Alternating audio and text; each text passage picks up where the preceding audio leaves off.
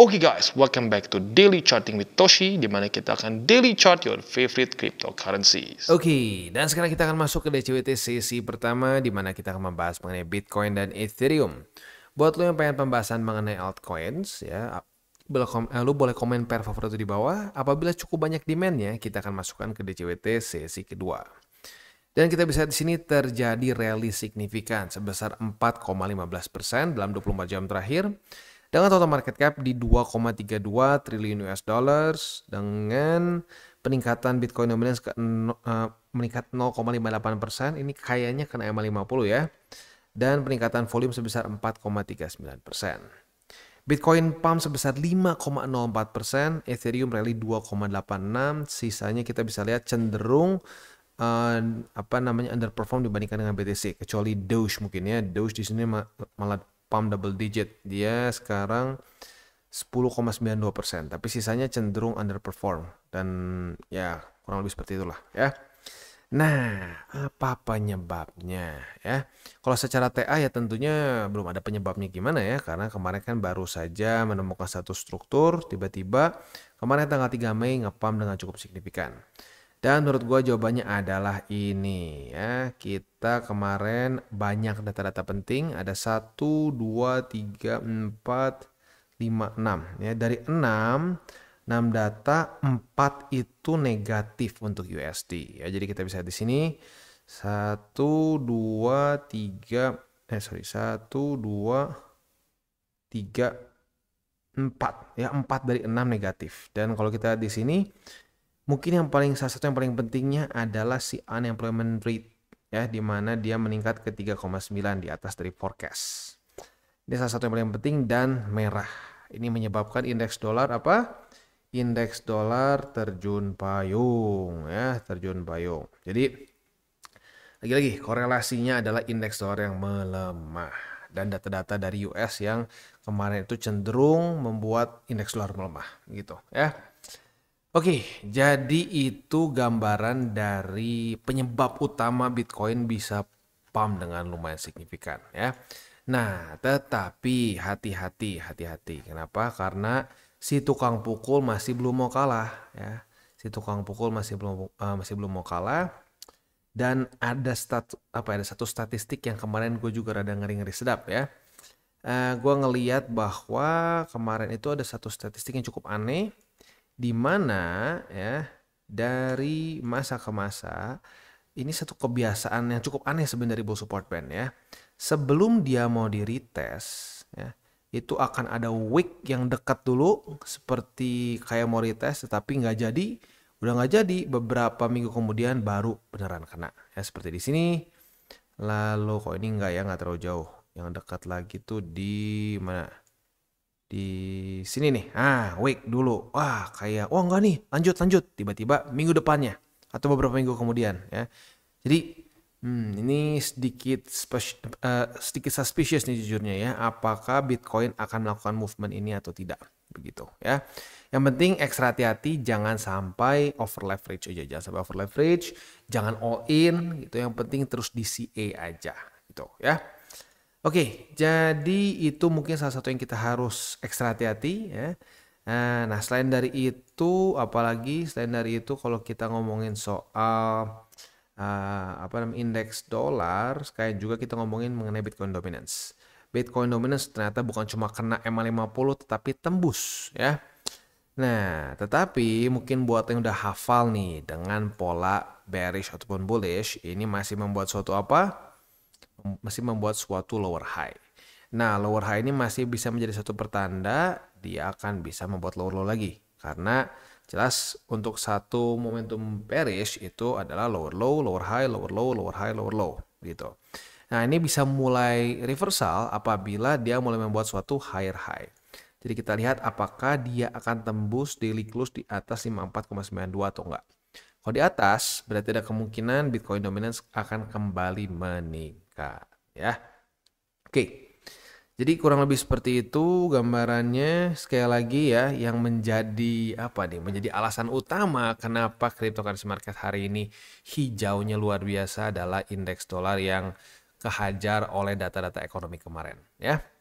Oke, ini kan kemarin. Hari ini dan besok, ini ya udah weekend, seperti biasa dari US akan cenderung santai. Sabtu hanya ada bintang 2 dan bintang 1 saja. Dan untuk besok hari Minggu hanya ada 1 dan itu pun bintang 1. Jadi nggak terlalu ngaruh ya. Untuk hari ini ya atau lebih tepatnya untuk minggu ini sepertinya kita udah selesai nih. Data-data penting sudah habis. Next kita geser ke news dan news ini datang dari US di mana ternyata bukan cuma gue aja yang berpikir seperti ini ya, ternyata CEO dari Coinbase pun melihat bukan CEO-nya aja tapi Coinbase as an institution melihat bahwa weakness dari Bitcoin kemarin itu lebih tied ke global markets dibandingin anything to do with crypto specifically ya. Ya sesuai dengan pembahasan gue juga sih ya, karena memang secara ekonomi not good gitu belakangan ini gitu ya. Kita tahu bahwa the Fed masih belum ada penurunan interest rate juga. Ini kalau nggak salah satu terlama sepanjang masa the Fed mempertahankan interest rate setinggi ini gitu ya, dan itu tentunya pelan-pelan akan mulai mencekik market ya, buktinya ya dari sini gitu ya, buktinya mulai merah merona mereka ya. Pengangguran mulai meningkat ya, terus non farm payrolls mulai juga di bawah dari ekspektasi dan seterusnya ya. Jadi moga-moga the Fed bisa melakukan pekerjaannya ya, karena gue udah bilang kita memang butuh interest rate yang rendah ya, seperti di sini nih. Kita butuh interest rate yang rendah seperti di 2020 ya. Perlu banget. Sorry, bukan ini. Ini balance sheet. Kita ke interest rate. Oke. Kita butuh rendah seperti di sini ya. Dan saat interest rate rendah ini akan membawa banyak liquidity ke markets ya. Nah, tetapi dengan catatan apa? Tidak resesi. Tidak resesi. Karena kalau resesi akan drop dulu gitu ya, seperti di sini nih ya. Interest rate-nya turun tapi resesi. Jadi kalau sampai the Fed berhasil melakukan soft landing ya, nah itu yang menarik tuh. Kalau sampai dia beneran berhasil soft landing, kemungkinan besar tidak akan terjadi seperti ini dulu. Tapi kalau gagal, resesi, krisis di US, bla bla bla, ya seperti yang gue udah sering ngomong sebelum-sebelumnya, kita harus siap dengan possibility drop dulu seperti di sini ya.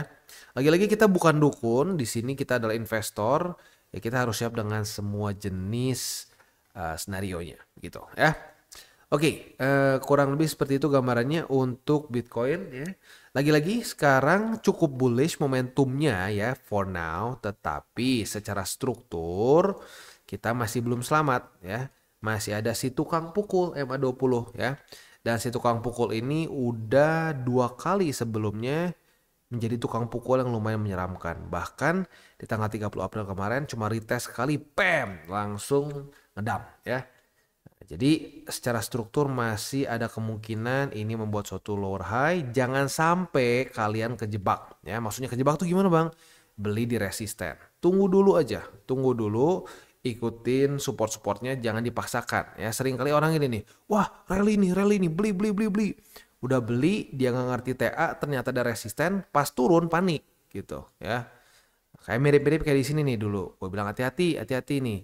Kalau sampai dia gagal reclaim 50 dan 20, dia bisa lanjut lebih dalam. Wah, orang lagi rally dibilang kritis. Akhirnya beneran kejadian. Jadi ya kalau lu mau lihat gimana efek dari suatu lower high ya di sini ya. Kalau terjadi lower high bisa langsung turun lagi. Gitu ya. Strukturnya jelas masih lower low, lower high, lower low. Dan kalau sampai ini menjadi lower high lagi, ya berarti harus siap dengan possibility lanjut lagi ke bawah, begitu ya. Oke, jadi kurang lebih seperti itu. Sekarang kita akan masuk ke Balemate, tetapi sebelum kita masuk ke Balemate, nyaris ada yang ketinggalan ya. Ini bukan analisa di Twitter, tapi ngomongin soal lagi-lagi pentingnya akumulasi ya. Dalam kondisi yang bearish kemarin ya, maupun dalam kondisi yang bullish seperti sekarang ya, yang cenderung lebih bullish seperti sekarang ya, para whales tetap melakukan akumulasi. Makanya seperti yang gue bilang ya, jangan stop. Jangan ngerasa bahwa oke, Bang Toshi bilang nih bisa kena bull support band. Udah, kita jangan akumulasi lagi, stop. Tunggu aja sampai bull support band gitu ya. atau misalkan ya pokoknya berpikir bahwa ya udah kita tunggu aja sampai titik tertentu. Kayak dulu deh ya, 15.000. Buat apa dibeli 15.000? Nanti bakal ke 10.000 ya. Buat apa? Taunya nggak kena 10.000. Nah itu dia pentingnya averaging. Karena kita bukan yang punya markets. Kita bukan keponakannya Jerome Powell gitu. Kita nggak tahu kebijakan mereka seperti apa besok. Jadi lakukan terus akumulasi tetapi dengan taktik. Taktiknya apa? Dengan TA ya. Plus juga lu bisa misalkan ngerasa bahwa ini bisa lebih rendah lagi nih. Nah lu mungkin akumulasinya bisa lebih kecil pelurunya. Seperti yang gue sudah sebut dari DCWT gue sebelum-sebelumnya. Misalkan cuma 50% atau cuma 25% dari peluru lu. Gitu. Sehingga kalau sampai ternyata skenario utama kita terjadi, which is membuat lower low yang lebih dalam, kita masih punya peluru untuk terus melakukan akumulasi. Gitu ya. Oke, jadi kurang lebih seperti itu. Selanjutnya kita akan geser ke buy limit. Tetapi sebelum kita masuk ke buy limit, gue akan disclaimer dulu bahwa semua konten dari TCI bukanlah financial advice. Ini semua bentuknya adalah edukasi. Lalu bagaimana cara untuk mendukung TCI? Ada banyak caranya. Lu bisa like our video, bisa share our video, atau juga bisa menggunakan link referral kita di bawah ya. Nah sekarang kita akan dengar dulu pesan-pesan dari sponsor kita pada hari ini. Oke, today's video is brought to you by Coinex. Dimana Coinex ini salah satu exchanger yang menurut gue cocok banget untuk newbie sampai ke advance. Buat para newbies, lu bisa menggunakan swap. Ya, swap ini buat orang-orang yang mungkin, bang, gue mau DCA murni, gue pusing, udah pernah cobain TA ya dan seterusnya, nggak ngerti-ngerti gitu ya. Tapi gue nggak mau ketinggalan momentum cycle ini. Lu bisa tinggal, misalkan lu pengen akumulasi Bitcoin dari USDT, lu bisa misalkan ke BTC, lu tinggal masukin aja berapa. Misalkan lu pengen seminggu sekali $100 gitu ya, lu tinggal masukin $100. Voila, ya tinggal swap as easy as that. Itu buat yang newbies. Tetapi buat yang intermediate sampai advance seperti spot, margin trading dan juga futures di sini semua lengkap ya. Di sini untuk futures marketnya sendiri kita bisa lihat ya ada USDT dan USDC ya. Jadi buat lu para pengguna USDC yang mungkin jujurnya sedikit kayak anak tiri ya, di mana-mana pakai USDT ada, di sini ada juga USDC. Dan selain dari itu juga buat lu yang sudah akumulasi nih ya, kita sudah masuk arguably mungkin udah mendekati ke tengah bull market. Tentunya sudah mulai banyak akumulasi Bitcoin, Ethereum, dan berbagai macam alts belakangan ini ya.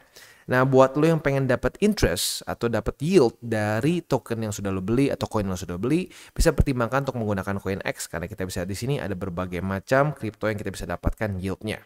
USDT 7-day APY-nya sampai 10%, AVAX 0,37, BTC 0,25 dan seterusnya. Ya, jadi buat lo yang tertarik untuk mendapatkan yield juga bisa menggunakan CoinEx ya. Dan juga di sini akan terus ada promotions yang terus diupdate, ada airdrop station dan seterusnya. Jadi buat lo yang belum punya akun di CoinEx, boleh pertimbangkan untuk menggunakan link referral kita di bawah. Oke, dan sekarang kita geser ke Bitcoin. Untuk Bitcoin karena terjadi rally yang cukup signifikan, maka kita akan ada perubahan buy limit tentunya ya. Oke, jadi untuk sekarang buy limit pertama itu di 62.517, buy limit kedua di 61.158, dan buy limit ketiga itu lo boleh pilih di struktur baru sini atau di bull support band yang sekarang itu tepatnya ada di angka sini ya, ada di angka 56.475. Nggak beda jauh sih, nggak beda jauh. Jadi makanya gue bilang pilih aja gitu ya. Itu kurang lebih untuk secara posisi spot di Bitcoin ya. Untuk posisi futuresnya gimana? Posisi futuresnya retest 1 ya baru terjadi di EMA 20 sebagai resisten pada hari ini ya. Kemarin nyaris. Nah, ini boleh nggak buka posisi short? Enggak sebenarnya karena nggak kejadian retest ya. Tapi buat lo yang bandel kemarin ya mungkin sekarang merasa udah nyaris profit sih. Tapi ingat buat yang mungkin salah lihat karena kalau dari jauh kelihatannya kayak kena. Tapi kalau lu zoom ini nggak kena. Ya buat lo yang udah nggak sengaja buka posisi short ya udah target TP-nya di 62.517. Tapi ingat jangan sering-sering mainin SOP gitu. Kalau ada SOP ya harus diikuti. Itu kalau belum terjadi retest ya berarti belum ya. Nah, untuk posisi shortnya yang benar ya, kalau besok daily close-nya masih di atas dari 62.517, kita bisa limit di sini di EMA 20, di tes kedua kebuka posisi short dan target TP kita di 62.517 ya. Untuk posisi longnya tinggal kita balik saja logikanya, retest 1, retest 2 di 62.517 sebagai support. Kita bisa buka posisi long dengan target TP kita di MA 20 ya. Itu setup untuk Bitcoin. Lagi-lagi penentunya adalah apakah dia akan kembali dipukul oleh Mike Tyson di sini nih ya, Mike Tyson hijau ya, hook ya. Kalau kepukul lagi, probability-nya akan cenderung membuat lower low. Walaupun nggak selalu, bisa aja kayak gini nih. Bisa aja kayak gini, di tengah-tengah, pelan-pelan bisa reversal, bisa nggak? Bisa aja. Tetapi sekarang permasalahannya secara fundamentalnya, Bitcoin belum ada satu hal yang bikin nge-hype lagi. Di sini dulu ada hype dari halving nih, makanya bisa bangkit. Hype dari halving. Di sini mulai berhasil menembus EMA 200 daily karena apa? Karena hype dari apa? Bitcoin ETF gitu. Nah, sekarang hype-nya apalagi gue nggak tahu. Kita udah habis nih, ya. Nah, makanya kenapa kalau di US seringkali disebut ini adalah summer lull ya, masa musim panas di mana kripto, bukan cuma kripto, bahkan saham pun mulai cenderung drop gitu. Karena kayaknya mungkin berbeda dengan kita di Indonesia di mana kita cuma ada panas dan lebih panas. Di US 4 musim ya. 4 musim dan biasanya summer itu adalah waktu untuk apa? Main. Ya lu lihat sendiri lah film-film di US ya. Rata-rata anak-anak mudanya main waktu kapan? Summer ya, banyaknya summer. Ke pantai dan seterusnya. Nah, itu mungkin membuat market cenderung lebih lesu gitu ya. Oke, next kita geser ke Ethereum. Untuk Ethereum dia berhasil reclaim satu aja sih, cuma berhasil reclaim satu. Jadi buy limitnya kembali aktif semua. Buy limit 1 di 3014, buy limit 2 di 2920 dan buy limit 3 di 2828 ya. Buy limit 1 2 3. Untuk posisi futuresnya kemarin kita bisa di sini. Wah, kena cut loss ya. Retest 1, retest 2 kena cut loss ya. Tapi ya tergantung sih sebenarnya. Kalau lu konservatif nggak kena cut loss. Karena ini kejadiannya ngepumpnya itu maleman ya setelah semua data keluar. Makanya gue bilang kalau lo konservatif sampai intermediate keluar data-data penting dari US belum kena target TP, mendingan tutup secara manual. Karena apa? Literally ini bisa kejadian. Jadi sekali lagi buat lo yang agresif kena cut loss. Buat yang konservatif enggak ya karena udah tutup duluan sebelum dia ngepump di sini ya. Oke, itu untuk posisi shortnya. Sekarang short lagi malah lucunya ya. Retest 1, retest 2 di EMA 20 sudah terjadi ya. Nah, berarti kita sudah punya posisi short. Posisi short kita target TP-nya bisa di 3014 ya. Tapi kalau sampai misalkan kalau sampai misalkan terlalu jauh, struktur terdekat mungkin boleh di sini lah ya.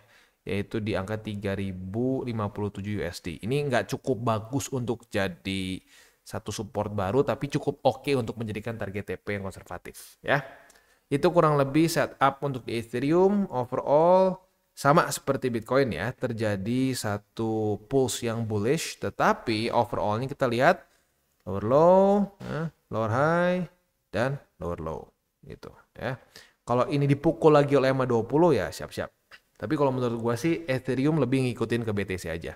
Kalau BTC lanjut buat lower low, ya dia juga ikutan gitu. Makanya pentingnya buat kita terus melakukan TA di Bitcoin. Karena suka nggak suka, ya altcoins cenderung akan mengikuti pergerakan dari BTC. Bahkan buat lo yang nggak punya BTC pun, terus pertimbangkan untuk TA BTC.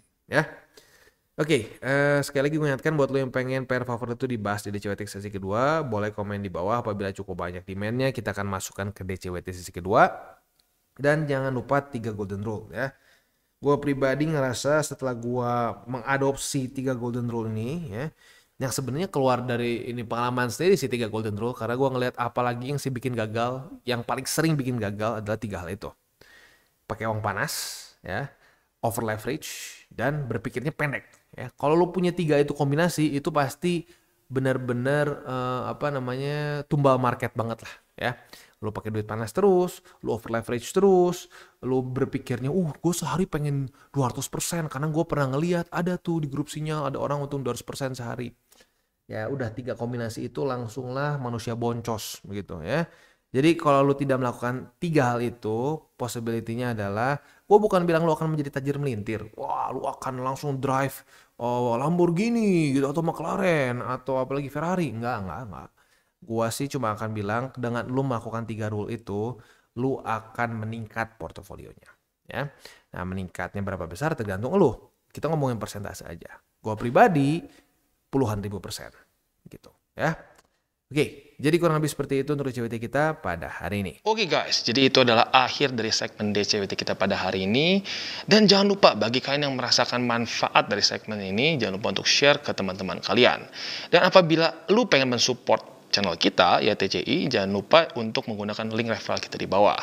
Nggak wajib, ya, tetapi apabila lu menggunakan link referral kita di bawah, ada macam-macam, ya, dari Bybit, Huobi, Maxi, toko kripto, dan banyak lagi, ya. Ya, walaupun nggak wajib, tapi kalau menggunakan link referral kita, lu secara langsung membantu perkembangan dari TCI. Dan satu lagi, jangan lupa juga untuk join Telegram group kita, di mana kita bisa ngobrol-ngobrol santai mengenai dunia cryptocurrency secara dua arah. So, jangan lupa untuk like, subscribe, click the bell icon, and see you on the next video.